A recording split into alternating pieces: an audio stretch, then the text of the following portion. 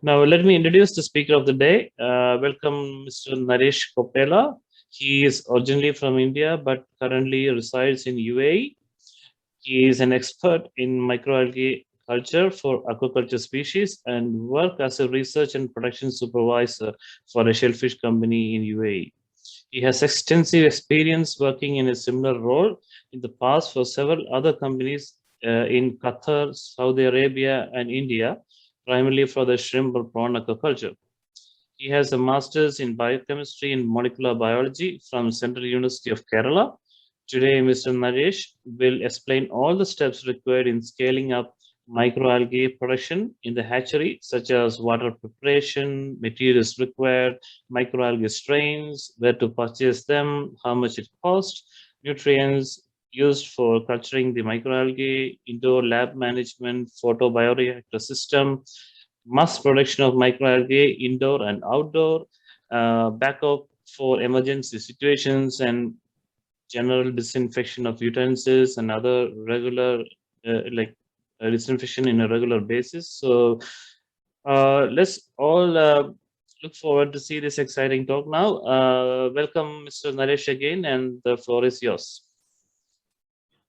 Thank you so much, sir, for the introduction and giving me opportunity to bring my experience and sharing my knowledge here. So most of the things I will be covering like a basic of microalgae management for aquaculture. So can I share the slide, sir? Yes, please.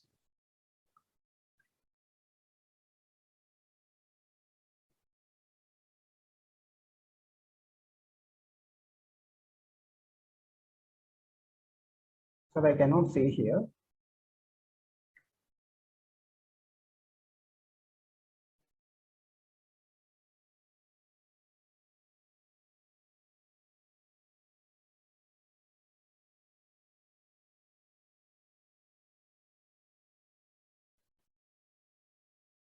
Hello, can anyone see the slides? Yeah, we can see you have to make it full screen. Okay.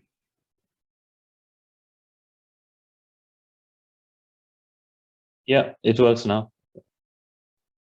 It's okay, sir. Can see now? Yeah, go on. Yeah. Okay, sir. This is regarding the algae species which I have worked. Like I mentioned the pictures only, so I will be showing the algae, what all the species I worked for shrimp and fish, fish aquaculture. So first one is like Chaetoceros species, and second one is Keltonimus costatum. Third one is Tetraselmis, and fourth one is Nanochloropsis oceanica, and fifth one is Tiaisocrasis lutea, and next one is Thalassoscera vislogi. So these are the species which I have experienced and I have handled for the last 7 years. So getting into next slide.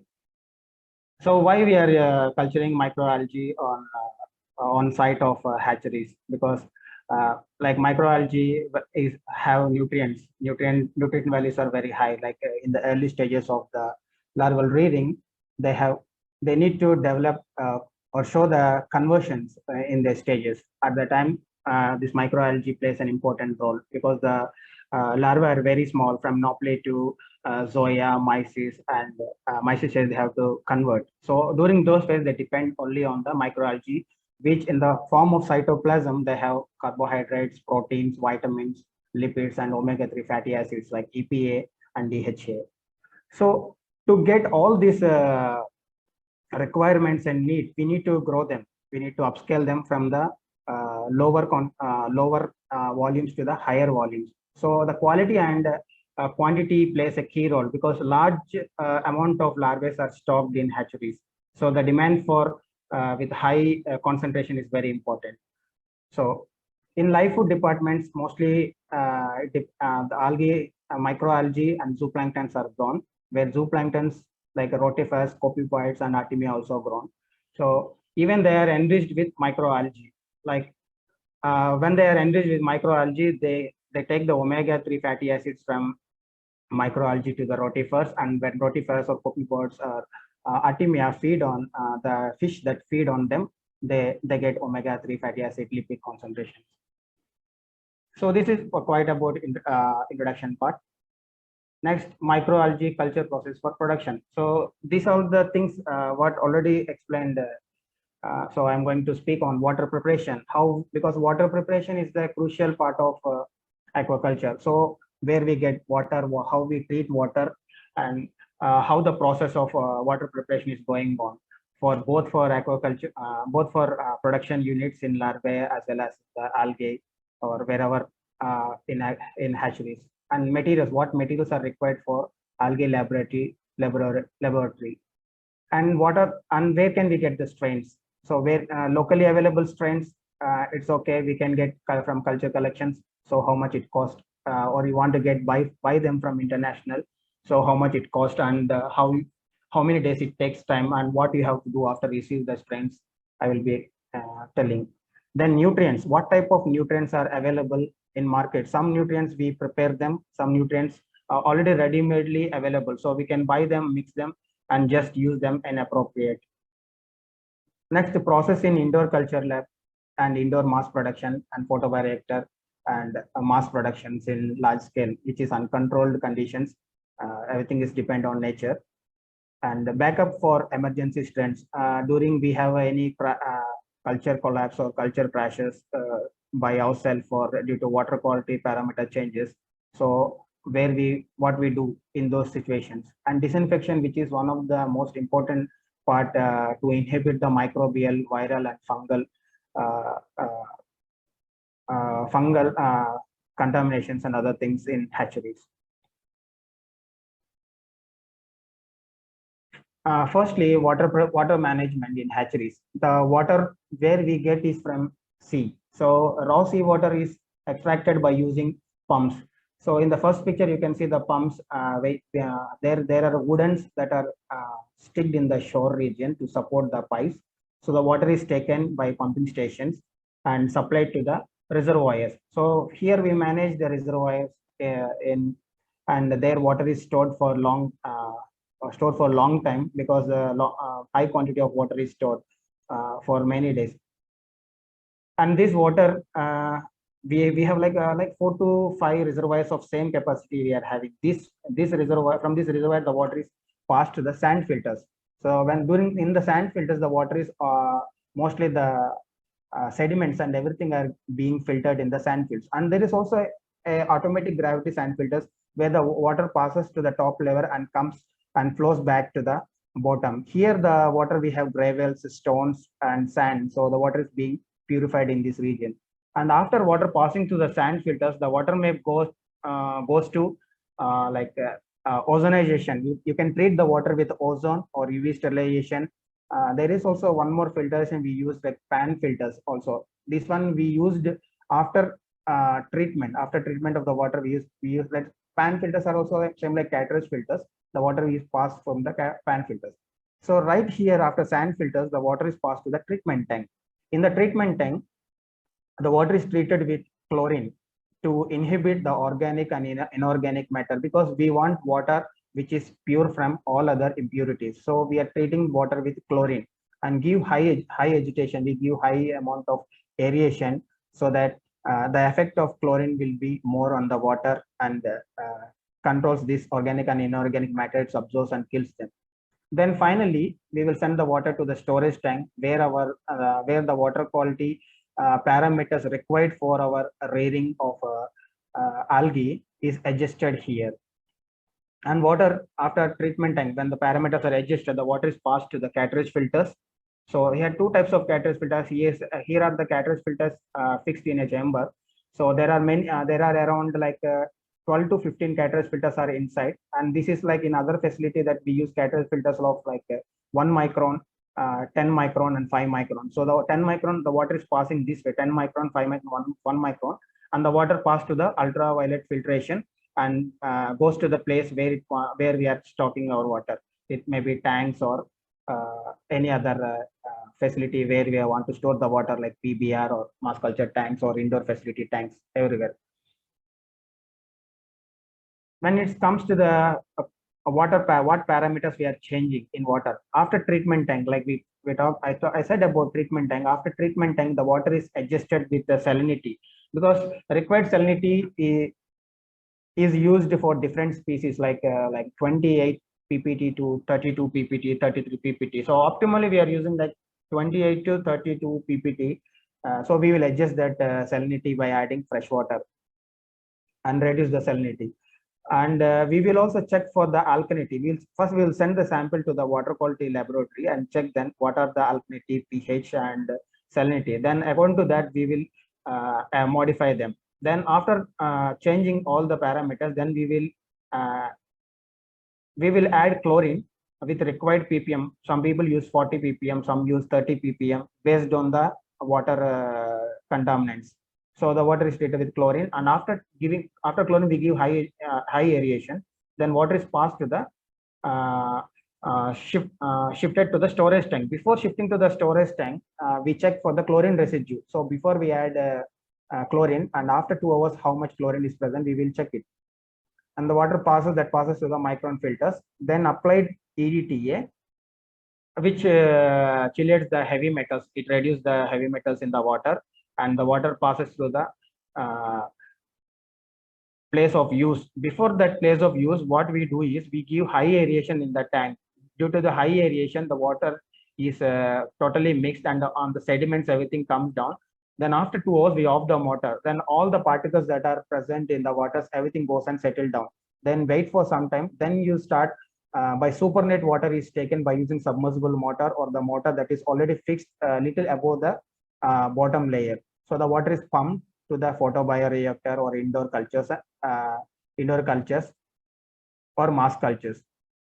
Because in indoor cultures, what we do normally is we do sterilize. After adjusting the parameters, we use the water and use sterilization. We use autoclave sterilization. But in mass cultures, we don't do sterilization. It's not possible. Even with the heater also, we cannot heat that much water. So we do chlorination, chemical treatment process. So the water can go any place. So after going to that particular water is shifted to the particular place, then we add sodium thiosulfate, which is removing the chlorine, dechlorination process. It removes the chlorine. Then the water is already prepared. So now we need to understand what are the required equipments and the materials required for the production unit. So I wrote a general equipments and materials here, but small materials will be available that we can by talking time I can tell that one. So autoclave is required for sterilization of seawater. Laminar airflow is to perform all the works, stock cultures and other things to transfer in the pure cultures, other things, or agar plate streaking. Everything we can do in the laminar chamber. Glasswares, all the flask cultures are the glasswares. And microscope to check the quality of the algae and what are the contaminants present in the algae. We can observe through microscope. And how is the cell size, cell content, cytoplasmic content also we can check it. And hemocytometry is used to count the concentration, number of cells in a 1 ml sample of the algae. And air filters and air tubes. Air tubes are the hose tubes which are we use into the flask to blow air, and air filters that we connect purifies it. They are 0.2 micron air filters before that air goes into the flask. And Petri plates and inoculation loops for streaking the algae, and Bunsen burner, carboys. These are the materials like in the upscaling process, 20 liters, 200 liters, 1000 liters, the tanks we are using here. Then 3 to 4 ton capacity tanks and even cement concrete tanks. For these are for the mass cultures. So we already worked with like 3 to 4 ton tanks, because that are the equipments available for us. So we use them. And there also in other places we use like cement concrete tanks, where in other countries the availability is not there of getting this FRP tanks. So we use for cement concrete tanks for mass cultures. And carbon dioxide cylinder is used to control the pH and adjust the pH within a range of our required. And air filters. This air filter is like 1 micron filter we are connecting to the blower. When the air is passing to the blower, the air get purified, air passes through the 1 micron filters and goes back to the culture vessels. And vacuum pump for filtering seawater is this one. This vacuum pump, we are suction pump or vacuum pump we call. This one we are using to purify seawater. Finally, we purify the seawater, the water which we are using for to develop seed bank. So we will spread algae on the agar plates. So during that time, we purify the water, even for the library stocks and like flask, 100 ml flask and 20 ml test tubes. We use seawater, filtered seawater by vacuum filter, like 0.47 micron Watsman filter paper we use to filter the water. And flow meters, this flow meter is very helpful in adjusting the constant flow of air to each flask. So this one I will show in the coming slides. Now we got all the materials, everything ready. So we need to understand that to get the strain, because getting the strain to scaling up is very important. So where we get strain, even we get the strain locally available from the culture collections. In India, we get from CMFRI. Even I contacted them, but it's very difficult to get a strain from India to here. So when I talked to them, they said around for 250 ml volume of a strain. This one only diatoms, but the prices will be varied for each strain. So I asked for Skeletonema, then they said like 250 ml strain costing around 700 to 800 Indian rupee. And from CSIRO Australia, I purchased strains. These are the 5 strains which I purchased. You can see in the second picture, like Thala, Thiasochrysis, Nanochloropsis, Tetraselmis, Ketocerosis. These are the 5 strains which I purchased from them. Then the cost is around like $250 per 250 ml of each strain. The single strain is costing around. So you can check for the import permits and talk to the concerned person, the supplier for the strains from the laboratory. So they will give you all the details. You can check their website for further information you need, because they are very good in helping. Even they give when we receive, they also give us a papers like how the strains are maintained in their laboratory, and when we have to do the subculture acclimatizations, when we can do the acclimatizations in our cultures, and what salinity they culture. Because when I receive the strains from CSIRO, it is around 40 ppt. They cultured in 40 ppt, but where I am culturing the algae strains around 30 to 32 ppt. So to get acclimatized, it took like 2 generations. It took like 15 days. It took for me for the acclimatizations. And you also check when the strains are received. You also check for the physical damage, whether the strain is undergone some stress, because they are not using gel pack or ice pack when they transfer. So we have to check. So here I show there's a damage. So, but I checked under microscope, but I don't find any contamination, other things. But the cells undergone some stress. So I give the nutrients. I checked this one with using nutrients in the double concentration and single concentration, and it was, I understood some information when I used in mutual concentration of the nutrients. So what type of nutrients we are using in hatchery? The nutrients which are readily available from UK is Varicon Aqua. This the first picture is that one. They are coming in the form of powder. We take this powder, mix in water, and sterilize them and apply according to the appropriate dose. And silicate is we normally required for the diatom species. Silicate, we use silicate powder. But when compared to silicate powder, silicate gel is showing some good growth. What I feel from my experience, what I felt is, because sometimes silicate powder is not good. It depends also from which company we buy also. And the second picture is the nutrients like F2 media, which I prepared myself, and the difference is, you can see the difference. This is the readily available, and this is the prepared. We buy the chemicals, nutrients, and mix them and make a cocktail and use appropriately. So once the nutrients are prepared, store them in refrigerator under 4 degrees centigrade, and along with the nutrients, prepare the trace metals and vitamins and store them in refrigerator and use them whenever you're growing the algae into the sea, growing the algae for upscaling, in flash cultures and carboys with appropriate dosage.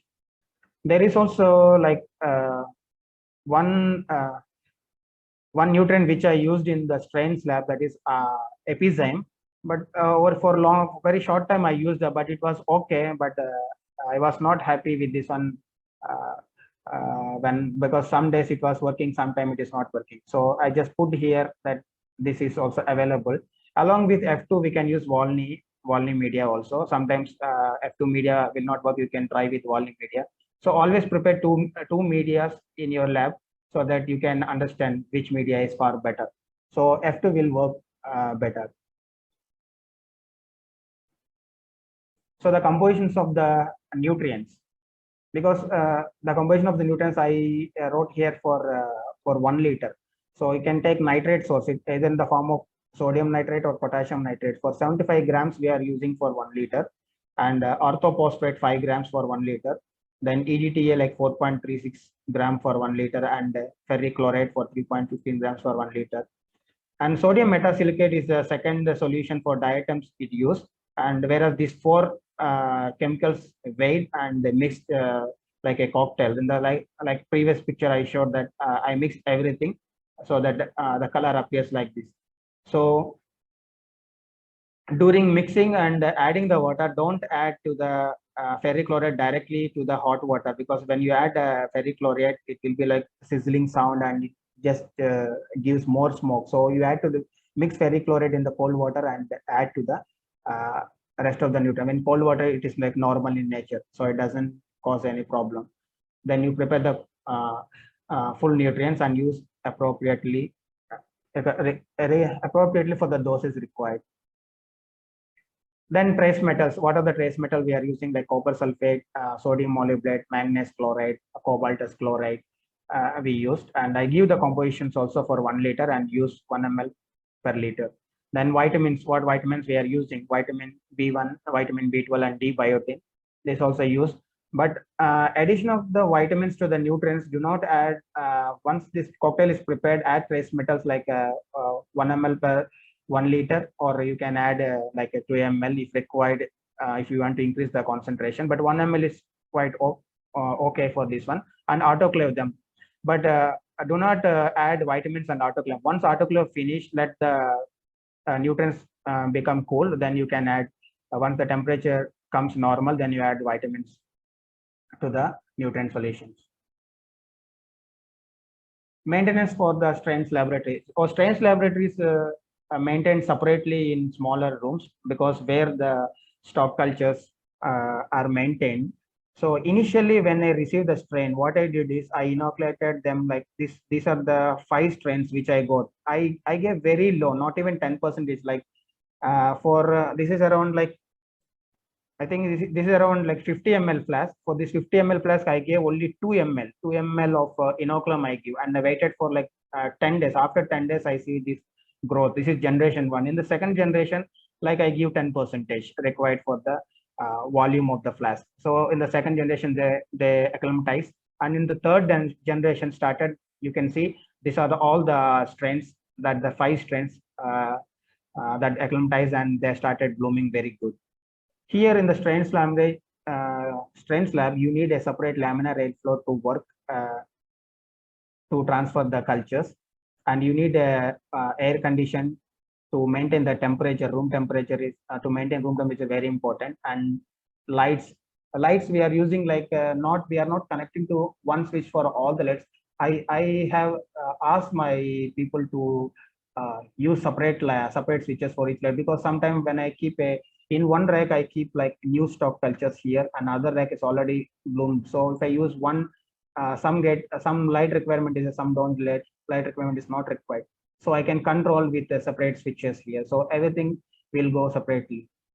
So that is how I maintain the strains laboratory. From the strains laboratory, the stocks are supplied to the indoor facility. So even if we have a problem or contamination that comes here, so the contamination is carrying up. So we have to be very careful and maintain in a hygienic conditions. A microscope used to check the quality, as already informed previously. So the work performance is already taking place under laminar rate flow. In the suppose you want to transfer your inoculum, when the inoculum is fully bloomed in the test tubes or in the stock cultures, you expose them to the flame so that the air that is present, that area where it have any contaminants, it cannot enter into the flask. So you expose to the flame and transfer them to the next flask, where the new flask you want, new stocks you want to prepare. You take appropriate 10% of inoculum and transfer to them. And in the test tubes, we are also using like if the time, like when we get algae strains, you can immediately do one thing. You can take agar, we can prepare agar plates also and streak algae on the agar plates, because agar plates to grow algae, it will take around like 7 to 10 days sometimes.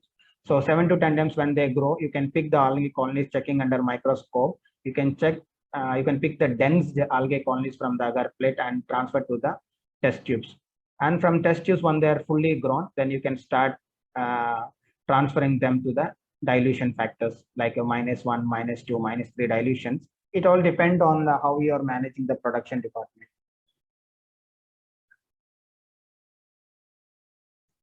So now my strains, as I said before, when the strains got acclimatized, I want to understand the growth phase, because which the strain is coming from different place.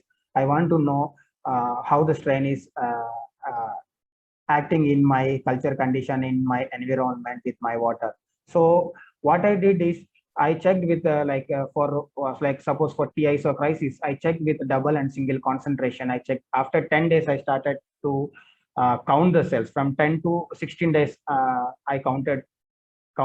Then I find that in the double concentration, the cells are good and no contaminations, and cell concentration reaching 2.5 millions for T isochrysis, the flagellate. And in single concentration, it's reaching around 1.8, 1.9 million cells. Whereas in the diatoms, it doesn't take more days. Diatoms requires for 2 to 3 days, and after 2 to 3 days, we can observe physically. We can observe in the microscope that algae will be bursting this cell wall, and that there is a different structures we can see under microscope. So algae cells are not appropriately in correct cell size. Some we can find like elongated, and some are broken. Other things, cytoplasm content get reduced in the cell. So with the diatoms in Thala, I find that 5 days the algae cultures are good, but still 4 and third days are far better. So I can say that in 5th day is the reached already to the stationary phase, where the nutrients are limiting in this particular stage. So it is after that it went to 6th day, then it started full crash, because even I can see the culture is looking very dense in concentration, but the quality of cell is not there. So I prefer like a 3rd and 4th day is far better to harvest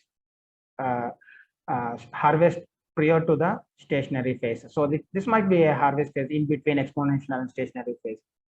In the lag phase, when we transfer the algae inoculum, when we give the inoculum to the flask, so the algae is adjusting to this in the lag phase, and after lag phase to the growth parameters, which have nutrients, and we are agitating with manually where the temperature is there present, room temperature is present, lux is maintained like 2000 lux is maintained.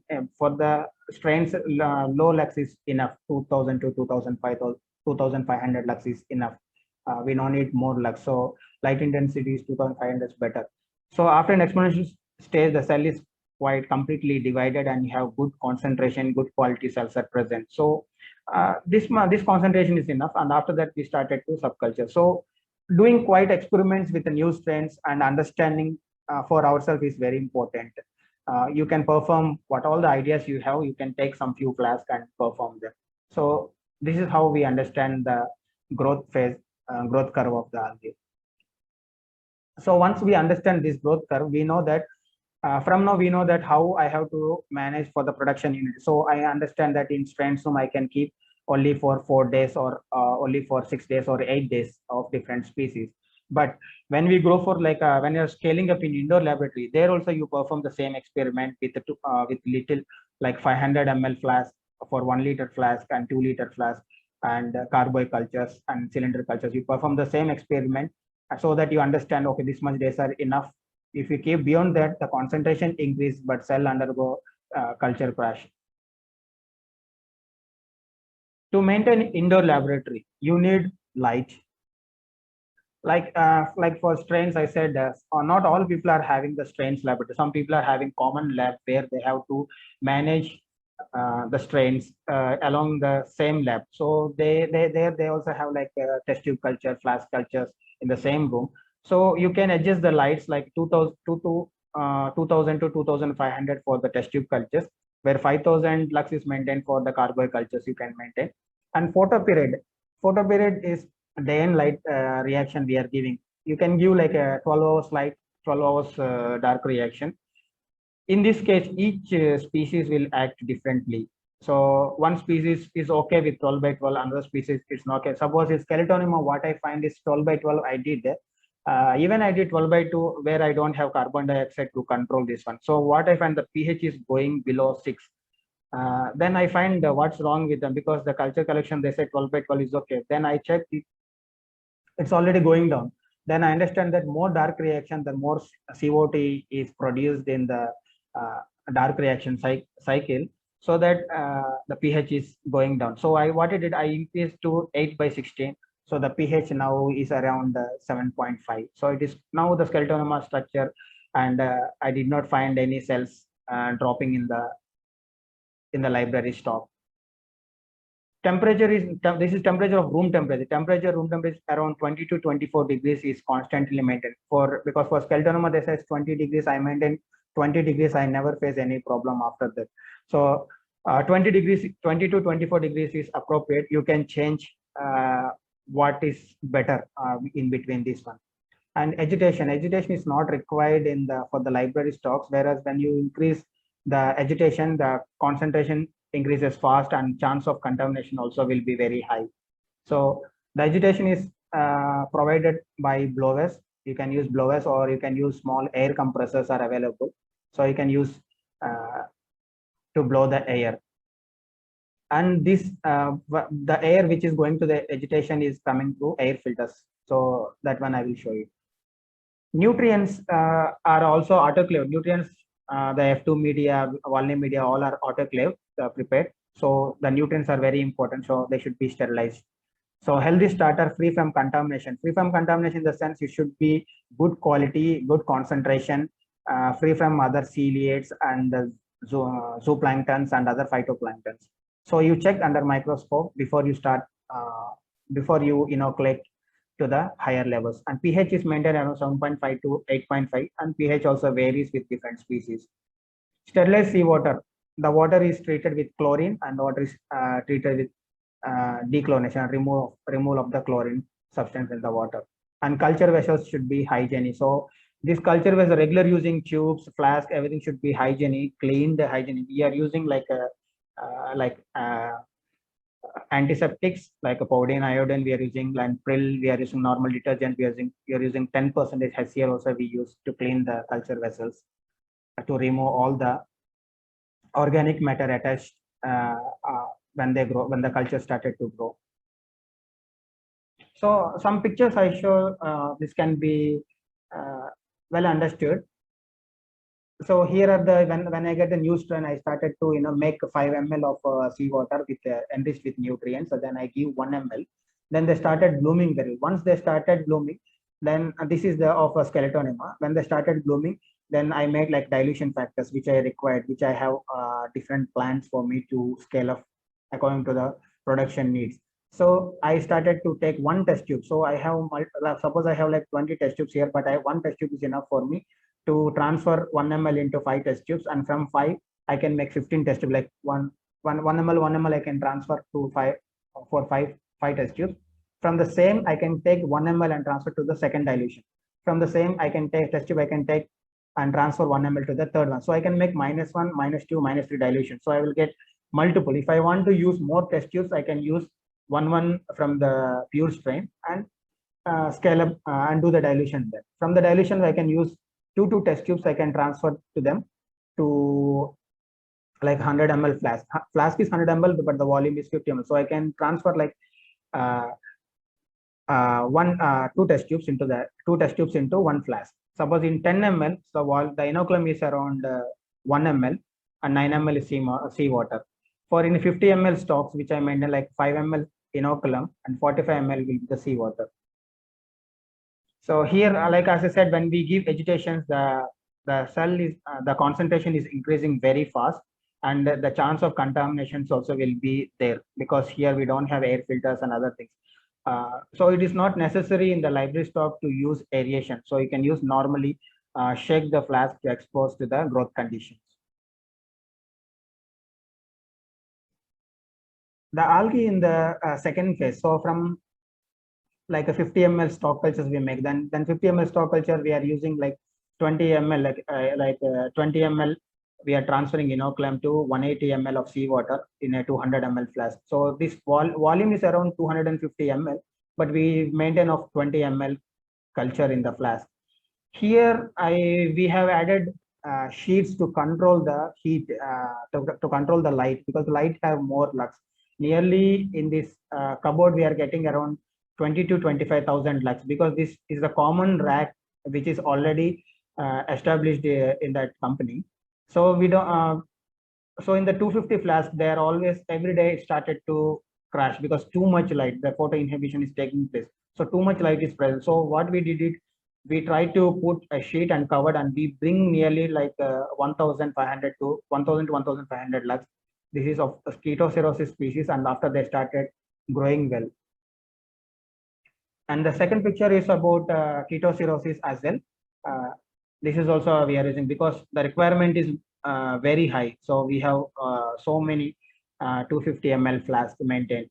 Even this is inoculated 250 ml flask. This is Thalassoscira vislogi, which is also maintained without aeration. So in this 250 ml and 500 ml, we never give aeration because we want to control the contaminations in these areas in indoor laboratory.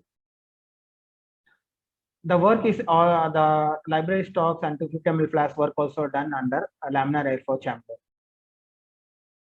When we goes to the higher levels, like this picture is of 1 liter, and these are 2 liters, and this is 3.5 liter balloon flask. Here we have like we are blowing the air to increase the cell concentration. We have a particular time, like 2 days or 3 days, we use for diatoms. So we increase for this is the tetracelmis. We are using for 7 days the culture. When we do experiment with tetracelmis, 7 days is okay. So we are using in balloon flask. Tetracelmis is the growth days are increased for 7 days. But we also use carbon dioxide mix along with air. So we mix CO2 with this air and we blow the air. Here the aeration is very good because we are controlling the aeration by air filters, and we have a flow meter. So we can, I will show the picture that is in the last photo. So we remove the air tube here and connect to the flow meter. We understand that for each flask, how much flow of air is going into that particular flask. So I want to make in like one flow. So I remove near the air filters and connect to the flow meter and blow one flow to all flasks. So every flask is blowing like equal amount of air. So whereas when we started with the air tubes, here we don't know. We are only controlling the airflow with air valves. So sometimes when the air is coming more, it comes up. When we remove the other flask, the air is coming less. Sometimes when we come back tomorrow morning, we see that the air is stopped blowing. So because we are using like air tubes,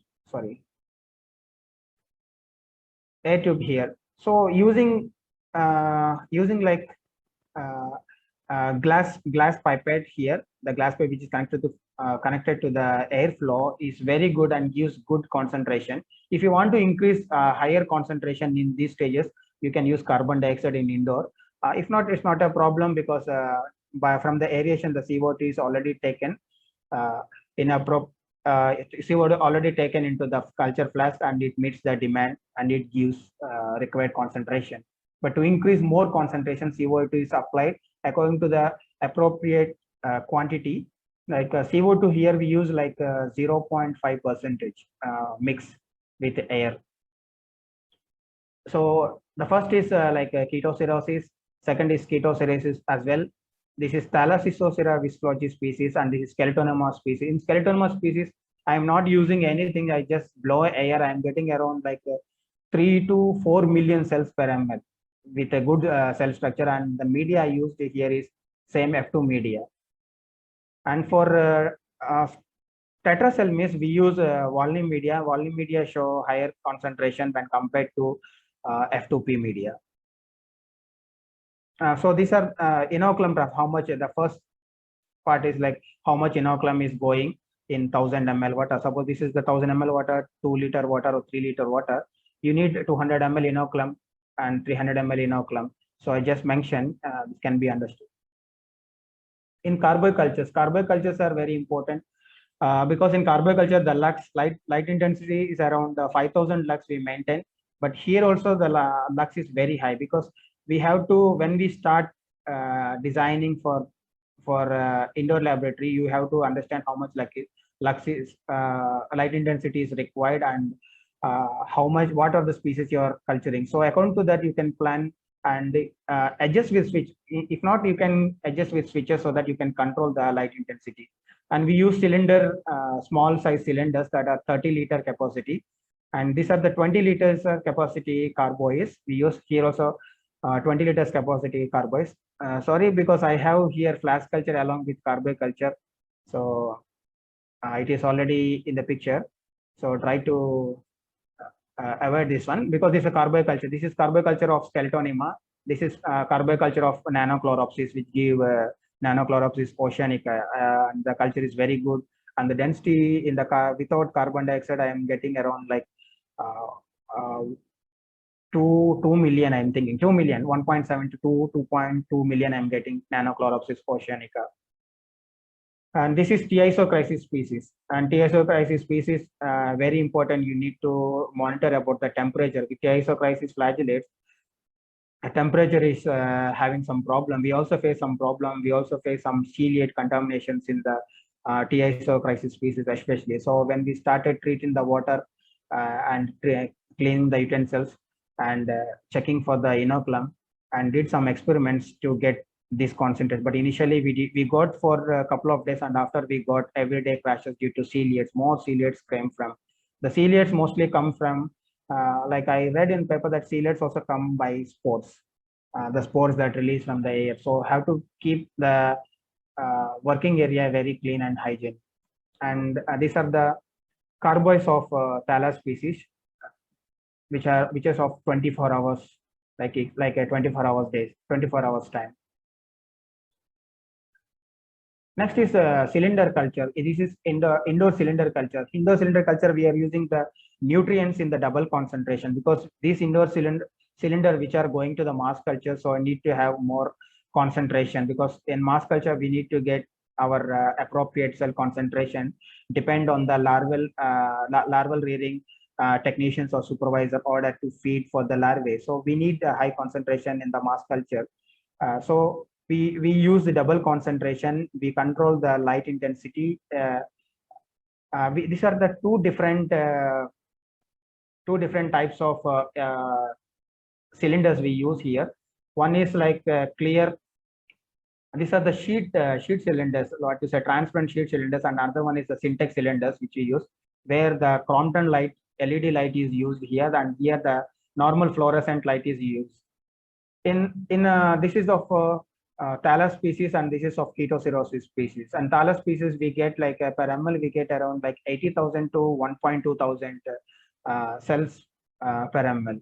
And Ketocirrhosis we got around like 2 million, 2 to 2.3 million appropriately we got cells per ml in indoor cylinder cultures.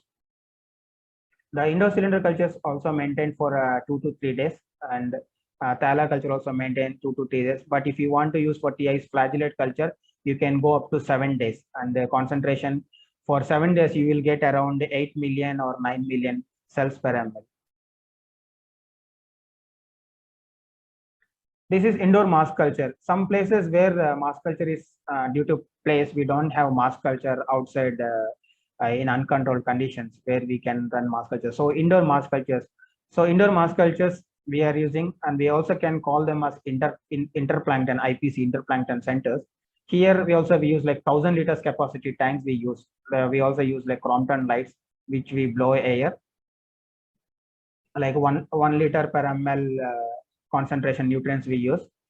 And lux is around, here lux is around like 5,000 to 8,000 lux in between. And we also maintain the photo period. If you maintain photo period, mostly the cell concentration increase than giving when you give continuous light.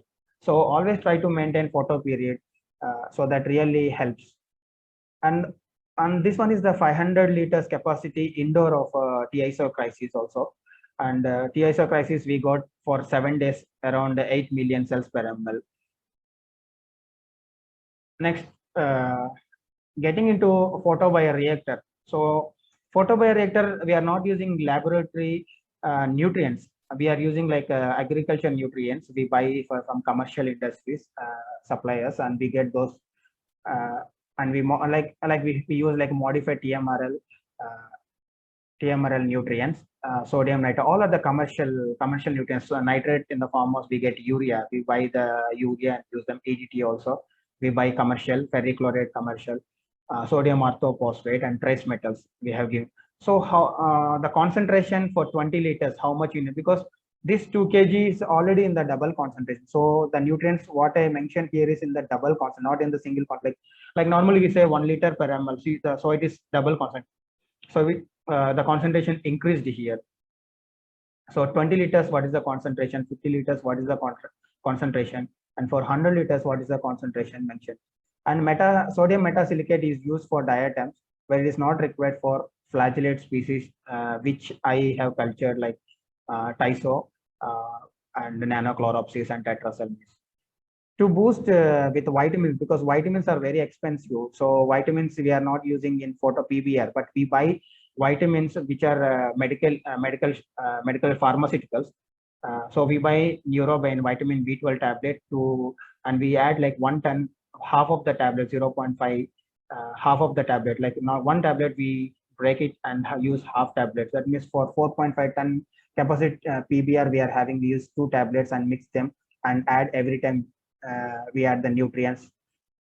So as PBR consume more nutrients in every day along with mass culture, we prepare like 100 liters nutrients every day and store them in 2 baskets, like solution 1 is TMRL and solution 2 is sodium metasilicate.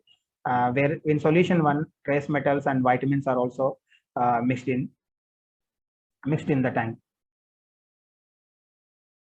These are the photobioreactor of 2 different types. One is like a acrylic pipe PBR, and one is like a clear pipe. This is like a PVC pipe, not actually acrylic pipe.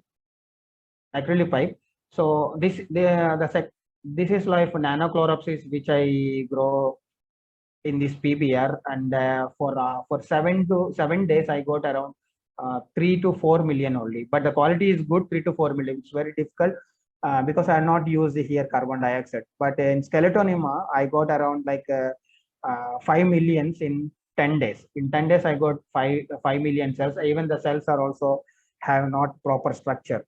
So it goes like Skeletonema is like ladder structure. I got like half of the cell, like three cells, 3 ladder cells I got. But it's okay. But the quality is okay. I did not get the structure very well, but the cytoplasm content is very good here. And I use like every day I use like every 4 hours I gave 1 liter of F2 media to this 1,000 liter capacity PBR. Whereas in 4.5 ton liter capacity PBR, the inoculum we are giving initially should be very healthy.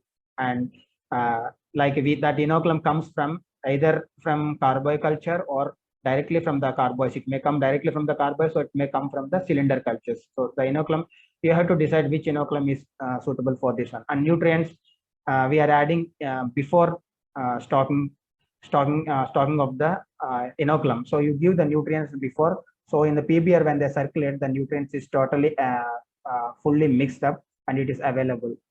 And monitoring is very important. Monitoring, like every time you have to monitor for the pH.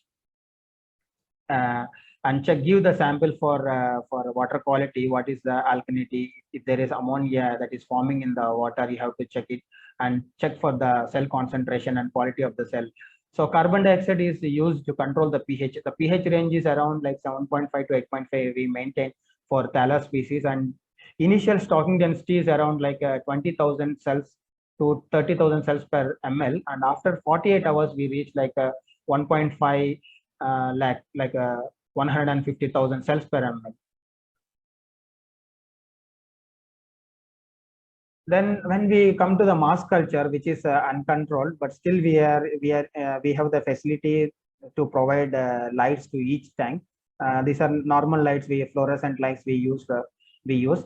And here also the water is treated, not sterilized water in PBR as well as in mass culture. The water is chemically treated, not with autoclave or not with heaters. So we are treating the water with chemicals. We use chlorine and dechlorine. Then pass the water to cartridge filters, then again use fine filter cloths to filter water here and add nutrients to them before inoculum. The first picture I am adding the nutrients to the tank, and the second picture the inoculum already given, and here the inoculum already bloomed after 48 hours. This picture of night time where the light is used, and this picture is the complete cell concentration. So we get around in mass cultures like around 60, 80. Sometime in summertime we get more bloom like 100,000 cells per ml. This is of Thala. Thala is a quite bigger cell. But if you go for ketocirrhosis and all, it will come more higher concentration. Even I did not culture ketocirrhosis in these fiber tanks. I used up to indoor mass culture production and PBR. So some mass cultures also we are using like concrete, cement concrete tanks, like a 40 tons to 30 tons. We are having many tanks, like around 20, 30 tanks like this. There is a big unit of mass culture production unit, because the heavy stocking of the larvae is very high, and the requirement of the algae is much higher from mass culture to feed the larvae for their feed from the Nauplius stage to mysis stages and post. Some technicians also use up to post larval stages microalgae feeding. So the depth of the tank is around like one and a half meter depth. So 40 to 1.5 meter depth. Initially, we are giving like inoculum in the low concentration and let it bloom. Then after once it bloom, then we started to refill sterile water into that and add nutrients. So that is also one method we use, and you also use other method that we give it.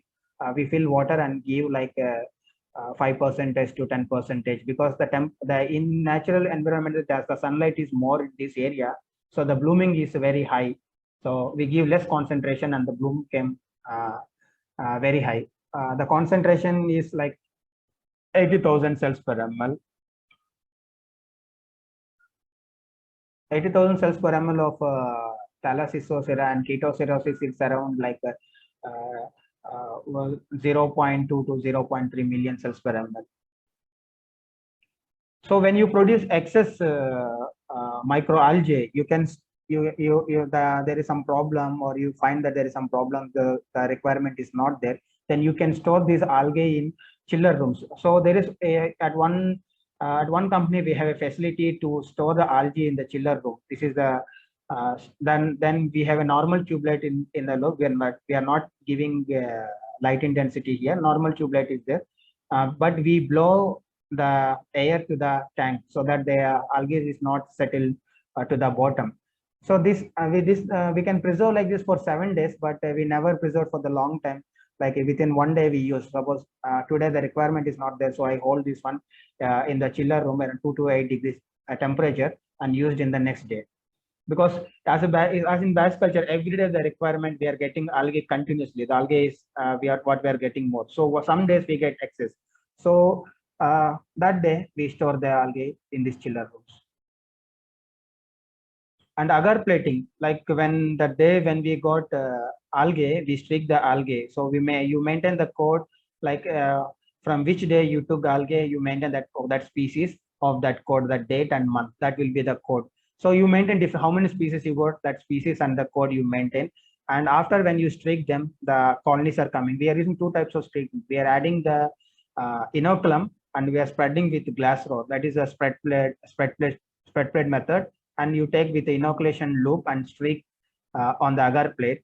That we are getting around colonies are forming in the thick colonies. When you check under microscope, you will find a bunch of group of colonies, very good quality. There you can find them in the dividing state also. I tried with the Nanochloropsis. Even the colonies come, but the Nanochloropsis, I could not pick the colonies and I could not get succeed in growing them. But I already tried a single time and the colonies came. This is the Nanochloropsis picture. Whereas Tetraselmis worked very well. Even it's flagellate, the Tetraselmis colonies are very good and it grow very well. And this is the picture of Thalassoscira visflogi in streak plate, and these are the spread plates of same Thallus species. We have like a Chaetocerosis species and the Thallus species agar plates. Then you can store them. Once the culture is fully grown, you can store them on the refrigerator, 4 degrees. So even when you get the strain also, you can keep like that strain. You will not use full volume of the strain. You can remaining the strain, add little nutrients if it's okay. Otherwise, you keep the strain, and next phase you can like 15 days after you can again do the same process if you want to have some better much quantity of algae. Here I also used to keep like a backup every day from the stock. I used to take like 1 or 2 flasks of stock cultures and keep under refrigerator for 2 to 3 days and repeat this one. So if I have any problem with my water or have any contaminations or any bacteria that form, the culture have any problem, so I can take it and take the high concentration from the refrigerator and keep under light and they bloom. One more technique also used like for the backup there, I tried and used that one. This sodium alginate beads, and it's very tough. I tried it. I took one help from one of the technician from India and he helped me. So I tried that one, but the beads did not form properly, but 2 to 3 beads came good. That also you can try. You can refer to some journals for that. And you can ask me also for the help for this. From agar plating, once the colony is grown to, completely, you can pick the colonies from the agar plate and transfer to the bunch of colonies that are very pure and check under microscope.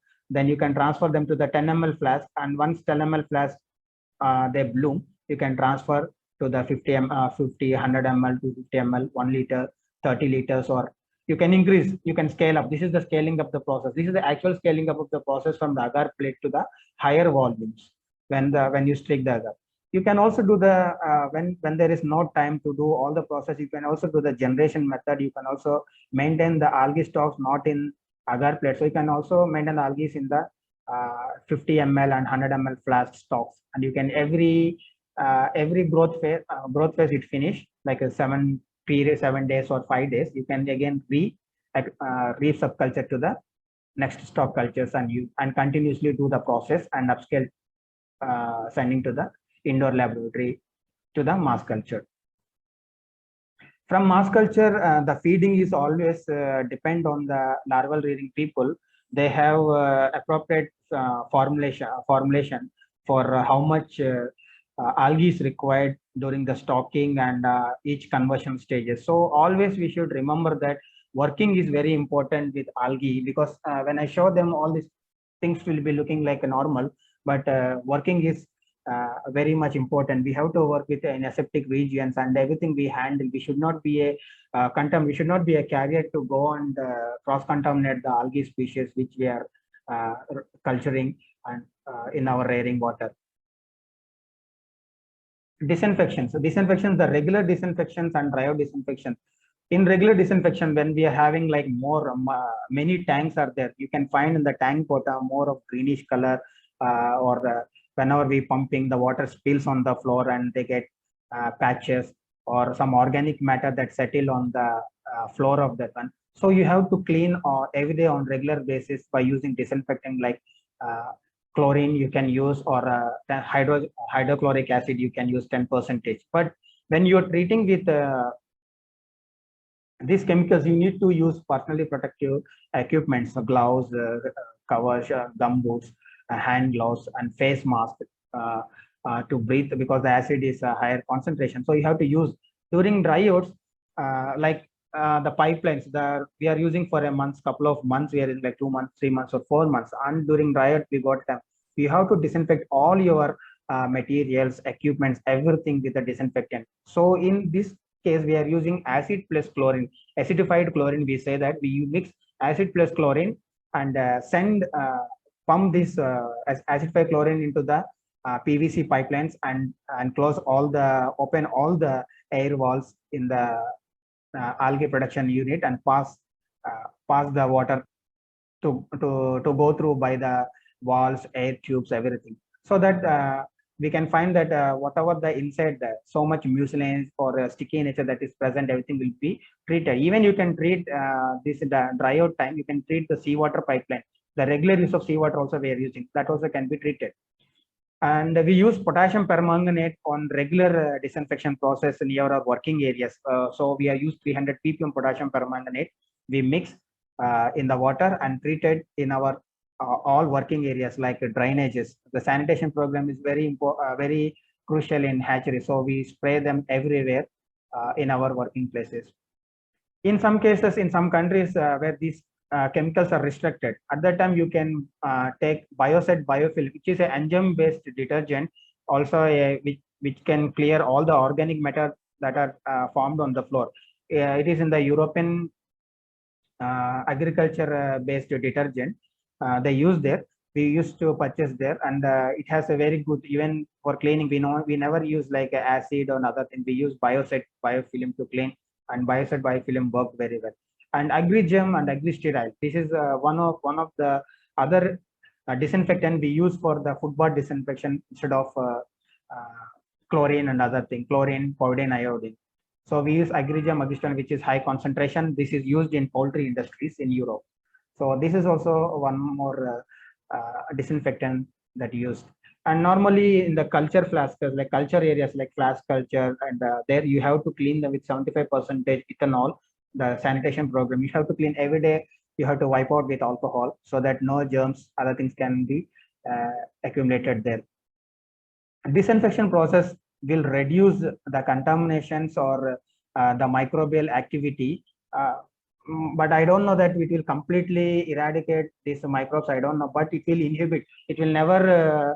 Everyday disinfection is good. That it slows down, and Vibrio parahamelitis is one of the major problem in hatcheries. So when regular disinfection, it also can be reduced. So that colony forming unit, we can get less colonies when compared to the higher colonies. So disinfection is very important. So some lab materials, which I said, carbon dioxide is for controlling the pH. This is the flow meter which I am talking about. You disconnect. So for this flask, you disconnect the air, disconnect this one and connect this flow meter. We have a flow meter. Connect this flow meter to the air that is coming to the filter, micron filter, which is of 0.2 micron filter. So here, when the air blow, the air is showing like 1.2 flow. 1.2 flow is coming. So I want to maintain this 1 or 0.5 flow. So that much is required for this flask. So I can use, I can, here is the valve. I can reduce the valve. So I can get like 1 flow exactly to this particular flask. So I can disconnect here and connect it to the next flask and control the airflow. So this controlling the airflow will definitely helpful for the sensitive algae like Skeletonema.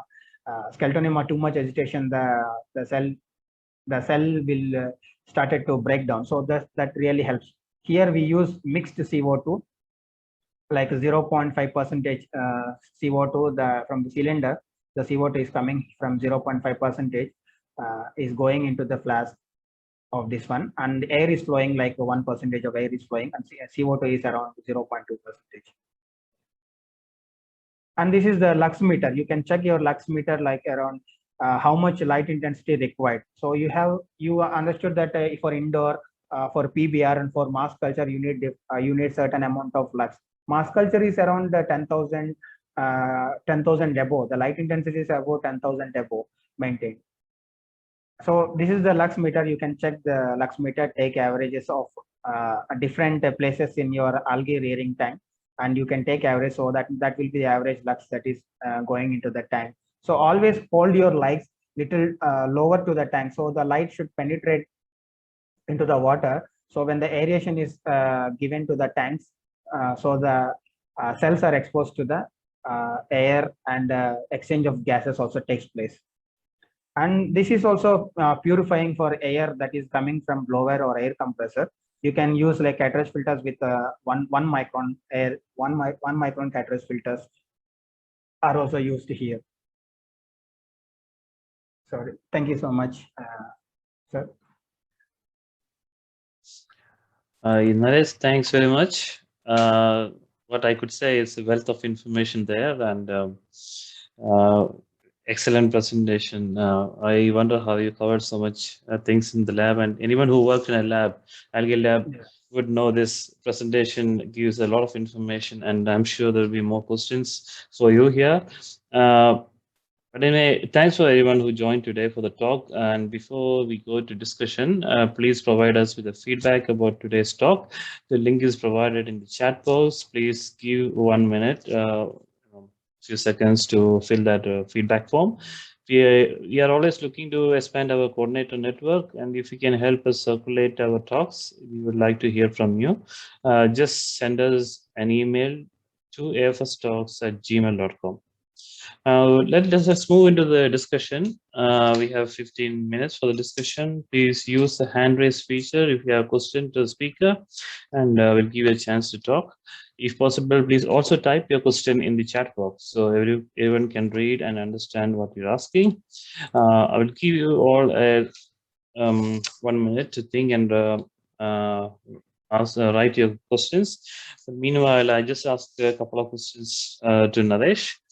Uh, you talked about the water preparation in the first slide, and you briefly talked about alkalinity, and I was wondering what exactly you're looking with the alkalinity when you do the water preparation So sir, for because seawater.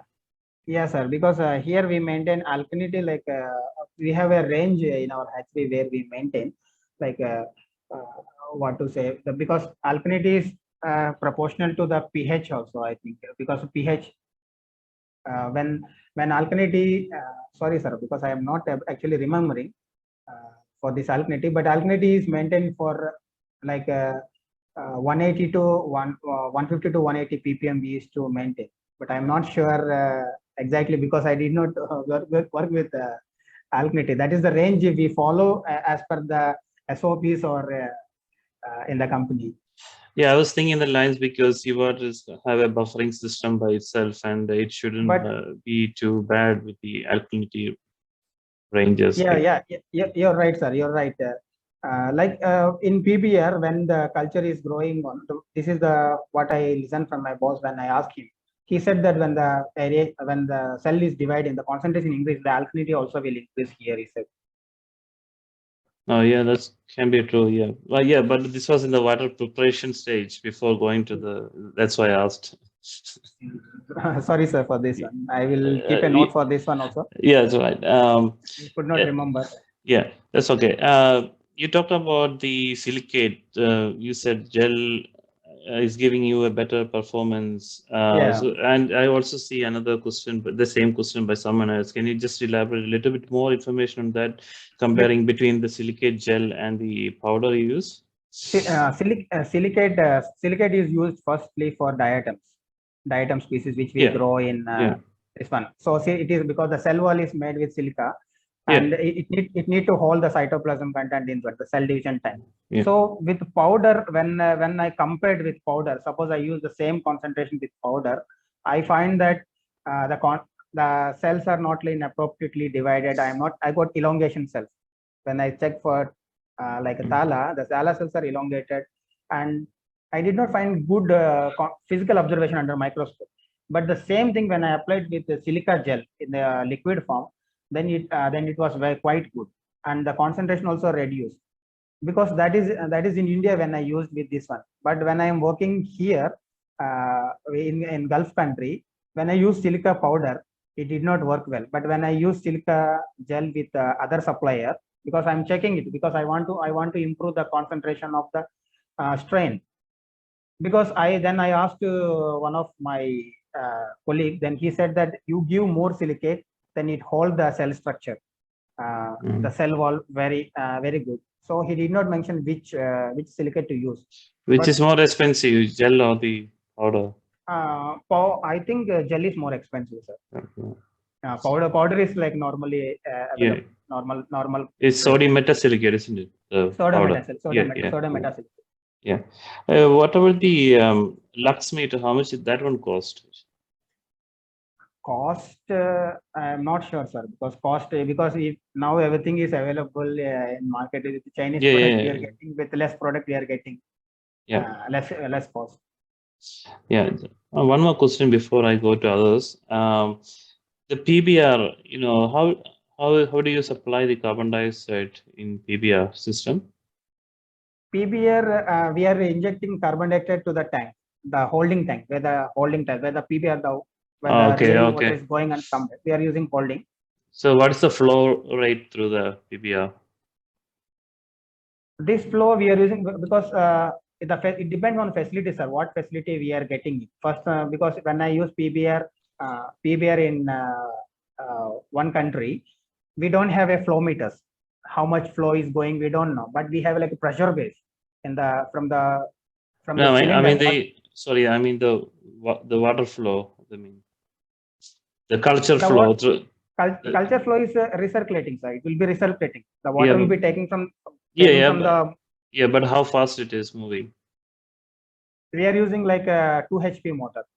Oh, okay.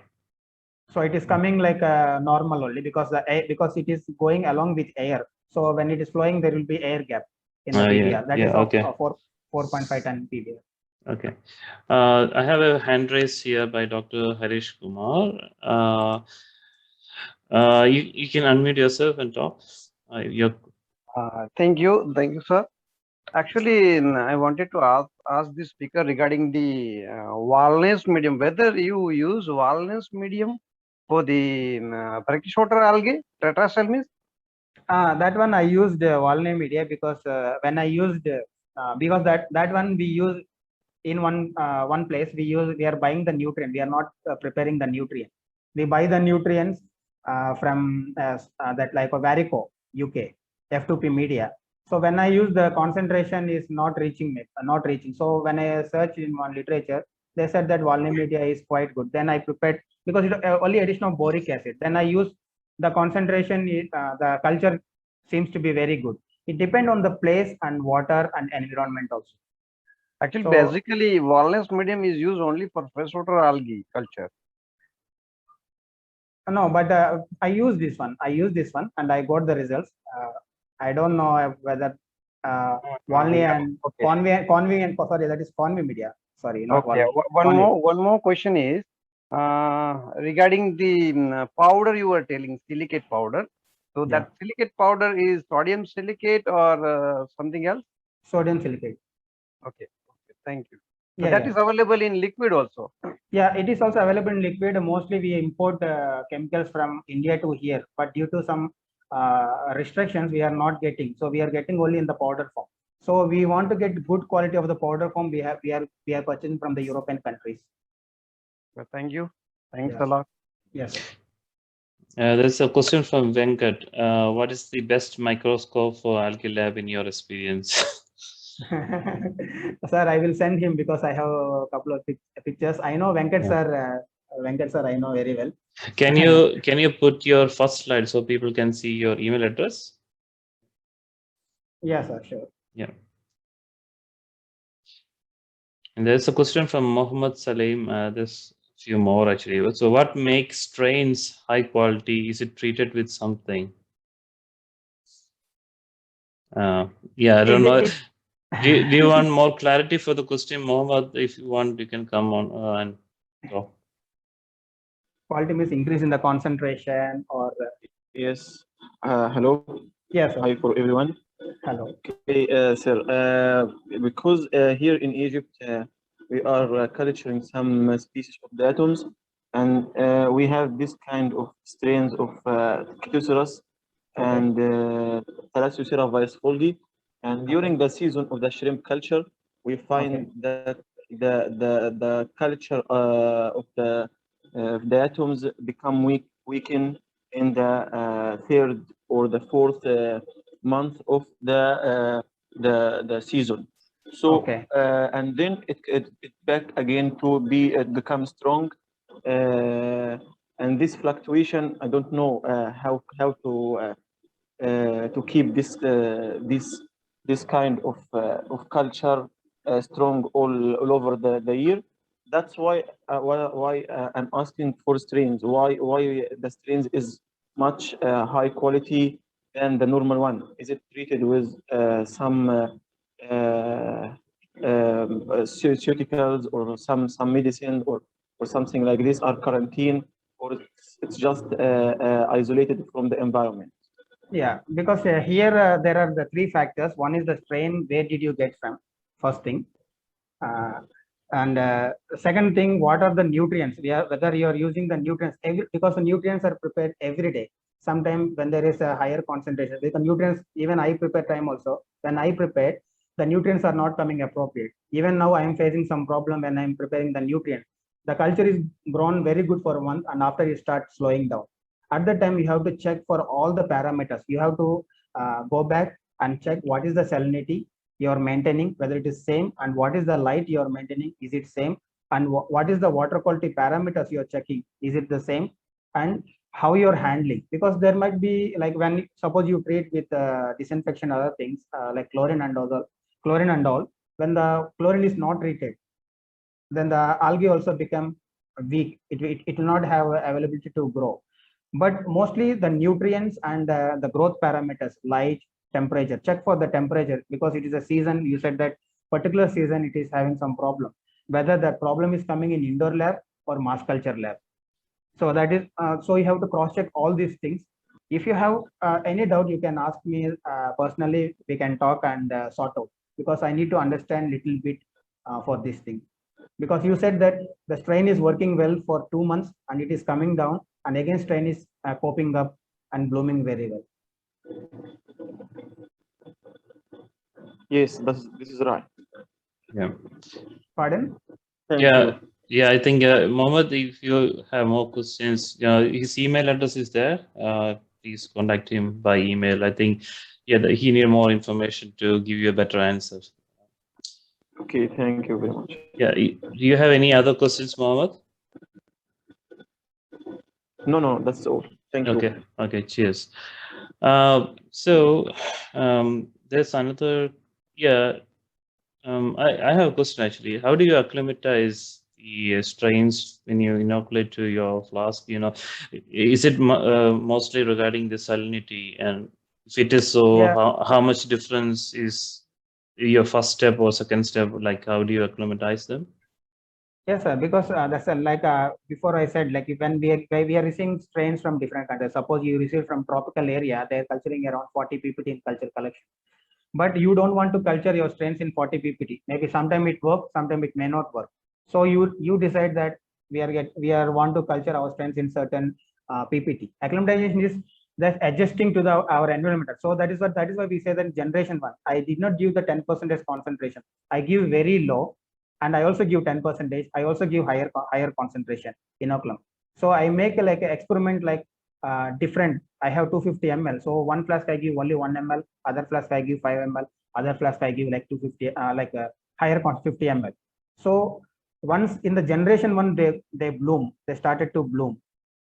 Okay, in the generation one, then we go for the generation two. So generation one is acclimatizing to our environment. So every time you get a strain, you do that experiment, right? Yeah.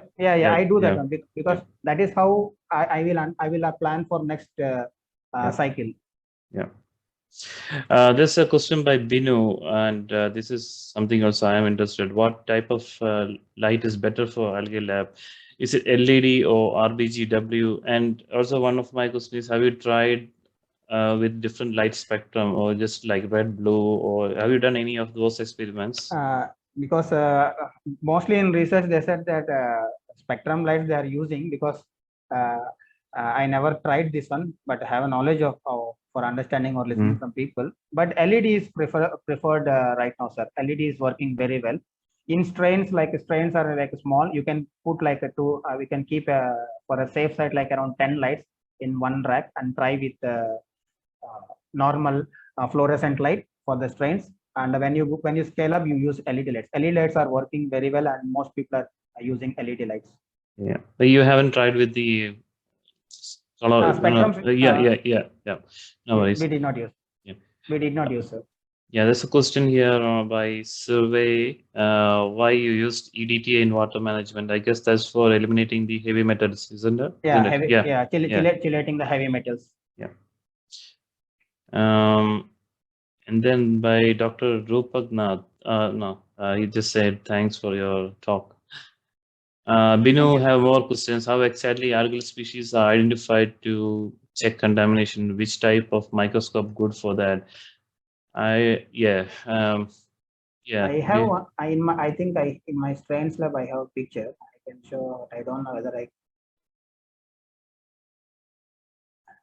microscope. I will send pictures. They can ask me. I will send. This is the good microscope. Prime Star. I think Primo Star. I think I cannot see it properly.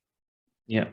So this microscope is very good. It is having like 4x and 20x magnification, and you will go for 40. Normally we have like 4x, 10x, and 40 and 100. But this one you can have support to use like 20x magnification. So it's good for counting. Is that a camera on the top? Yeah, it's camera on the top. You can connect and check. Yes, sir, camera. You can connect to a computer. Yeah. You can connect to the computer. Mostly in research facilities, they are using this microscope. This is of from France. This microscope is from. So say Binu asking again, ideal cleaning media for microalgae lab surfaces. Cleaning media for microalgae lab surfaces. Lab surfaces you can use like Dettol is fine better, because you don't want to use other chemicals and make it, because the air condition or air is we should not want cannot allow that, because here I'm using like cotton plex. I don't want it to allow like and go and mix it with them and expose on the top layers. I not want to give any chance, but you can use like a Dettol. Dettol is a quite okay disinfectant. And alcohol probably. Alcohol you can use for cleaning the racks. Ethanol you can use. Ethanol you can use for sanitation, which I already informed. Is the mass culture media is same as stock, including vitamins mix? Is that right? Same. Yeah, we are using like agriculture nutrients, but we are giving the dosage, double the dosage. Okay, because they are not lab graded, so we give the double the dosage, and also we use like pharmaceutical vitamins. We supply the pharmaceutical. Only thing is we are using like vitamin B12 to give extra strength for the division time. Yeah. One question from me is when you talked about the indoor culture, you talk about the photo period 12 by 12 or 18/6. Why not 24 hours? That's my question. 24 hours we tried, sir. You can use 24 hours, but in 24 hours, because too much light, the cells, suppose if the photon is taking, when the photosynthesis process, too much light is exposed, where the division is fast, the growth rate is fast, or photo inhibition, too much heat may produce. So that's why we go for like recommended from the culture collection. They also recommend that it is good, like you maintain by 12 by 12 or 18/6. Most of the research lab they said, but what I understand is that it give more stress, and you can see the pigmentation problem also in the cultures. You can see the change in pigment also. Like that is what I was looking for. Like, what can go wrong if you do that? But if you need higher production or higher growth rate, then sometimes you would do that, right? we did this one, but we have alternation. We use carbon dioxide. The thing is we want to increase, because we are not doing cultures based on one factor. If one factor we are working, other factor is affected. So we have Mhm. to go in, we have to study this one and do the culture. So do you turn off the CO2 when it is dark? CO2 is not required during night time, sir, because So normally in the you turn off reservations, sir, we turn off the light. like an hour before you turn off the light or something like that. Is the Yes, same sir, time? Yeah. Okay. we turn off the time because we put limited time. At that time, we off both at it. Yeah. I hope that's on a timer or something. Me, Yeah. sir. I hope that is on a timer. Okay. Yeah. Because we live in the same facility, so we are Yeah. already concentrated on this work. Yeah. I don't know, Aloysius, I have a question. Do we get ready-made culture media for each species of algae in market? What equipment do you use for circulation in PBR? Two questions. Yeah. Circulation for what, sir? That's For okay. mixing? The first question is Arun, you can ask. I will tell about the nutrients. No problem. Yeah, you said in the PBR you have a circulation, right? Like through the tubes. Yeah. We are using like So- a motor. We are using only motors. Is that what sort of motor? Is it a motor with the impeller? Right. For now, I am using the motors of general motors only. I did not go for advanced motors like 1 HP or 2 HP motors. I use depend on the Only thing capacity is, of. my question is whether using a pump or a motor, whether the impeller will like have break the size or break the shape of the algae, or it will have any impact on it. No. Because what the thing is, I'm using swimming pool motor pump here with me, but that doesn't give any stress to the algae. No pressure also in the pipeline, right? No pressure. They will not give any pressure. All right. And regarding the nutrients, you can contact Varicon Aqua, that is, and Nectan Phytoplasm from Europe, because mostly European companies, they are supplying algae research companies, they are supplying artificial nutrients if you want to use. But in India, for my knowledge, India, we are getting good nutrients. We can buy from industries and we can prepare them, even which take a lot of time, but it's quite good. If All it's right. financially okay, you can buy it. Thank you, Naresh. It's an excellent presentation. Thank you very much. Thank you, sir. Dr. Harish Kumar is asking whether you go for fumigation of lab. If you do that, how often you do? Fumigation, we never did, sir. We did disinfection only with acidified chlorine up to now. Fumigation, I never tried. I guess if you do that cleaning every week, you probably don't need a fumigation. Yes, sir. Actually, fumigation, this is for airborne spores and ciliate toll. Yes, sir. So, fumigation normally we do with potassium permanganate and formalin.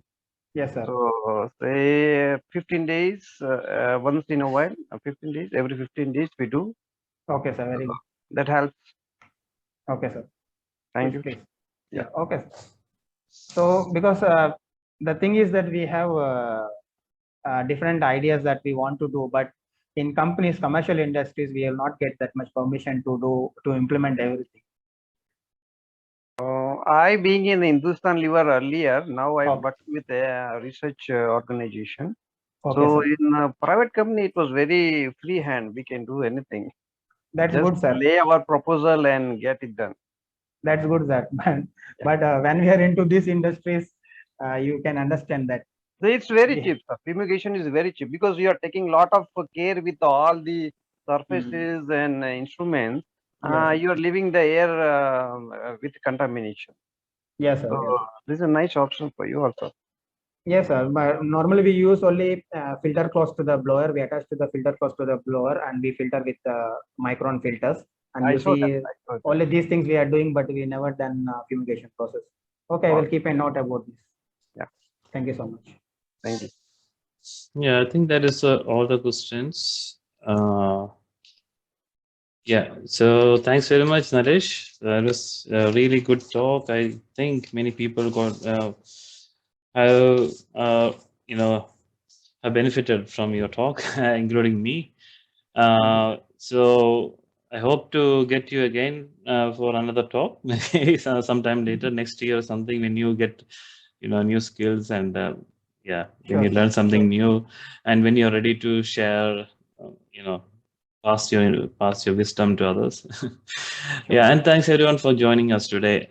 So we will have our next talk again after 2 weeks as usual, and yeah, see you again in 2 weeks. Thanks very much.